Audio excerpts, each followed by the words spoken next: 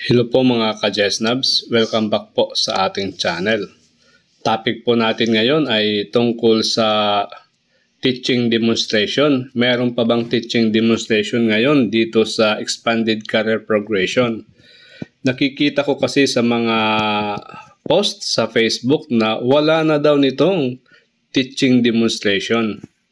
Okay, andito po yung classroom observation protocols. Tingnan po natin. Una, nakalagay dito na yung classroom observation shall be conducted to assist a teacher's demonstration of the required PPST COI.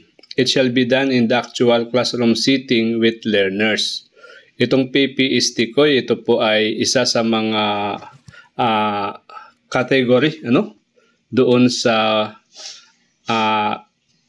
comprehensive assessment ng applicant.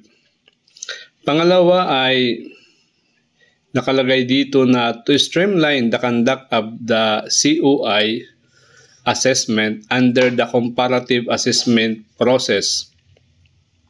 Classroom observations conducted within the immediately preceding school year prior to the submission of the application may be considered for purposes of promotion.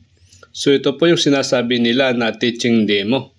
So imbis na teaching demonstration ay classroom observation, pareho lang naman yan, Pero pwede yung mga classroom observation na ginawa before ka mag-submit nitong application. Pagpatuloy po natin, provided that such observation is distinct and separate from the scheduled full period classroom observation conducted for the purposes of the PMS or the Performance Management and Evaluation System. So, yung full period classroom observation, ito po ay yung para sa ating IPCRF. Pero itong sinasabi dito nila na classroom observation ay talagang intended para sa reclassification or promotion. Okay, number 3, yung COI rating sheets of prospective applicants from classroom observations conducted prior to the submission of application documents shall be certified by the subcommittee members.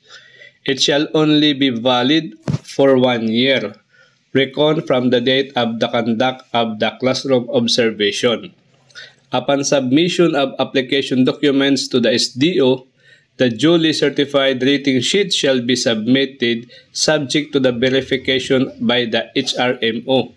It shall be honored as a basis for the computation of the PPST COI criterion comprising the 25% of the point system.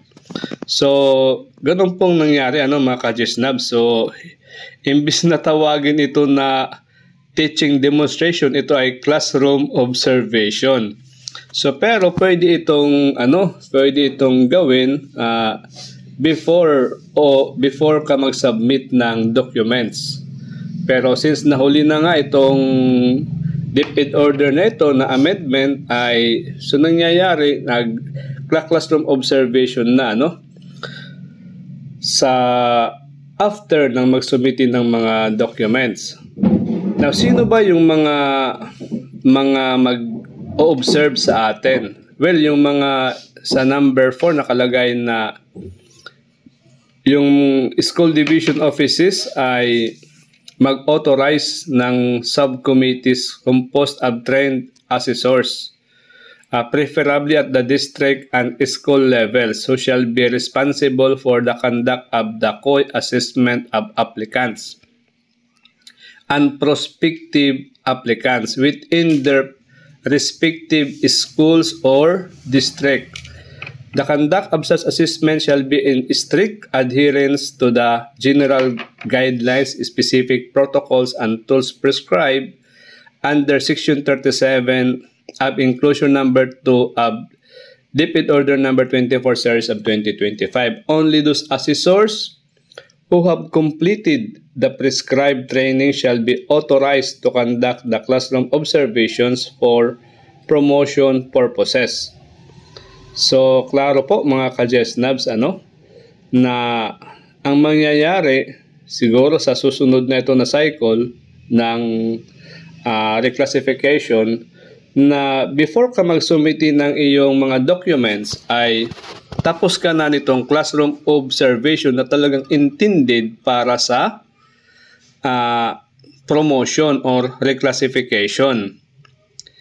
Tapos yung mga mag-observe sa iyo or sa mga applicant ay yung mga trained na assessors sa inyong district or sa school levels. Ganun talaga, pag medyo yung mga teachers na uumay or medyo meron ka ba sa termino na teaching demonstration. So, ganun pa rin yon yung classroom observation gamit ang COT. Halimbawa, kung ikaw ay nag-a-apply for Teacher 4, syempre gamit yung COT para sa applicant na Teacher 4 position. So, yun po, yun po yung klaro na sa pagsumiti mo ng iyong documents, kasama na yung mga doon sa isasubmit mo na document, yung certified rating sheet ng inyong classroom observation. Okay guys, hanggang dito na lang. Pero napakaganda naman po nito, kasi lahat po kayo na nakakuha ng 50 points ay pasok na para sa reclassification. Okay po guys, hanggang dito na lang. Thank you for having me. Bye-bye. Paki-subscribe naman.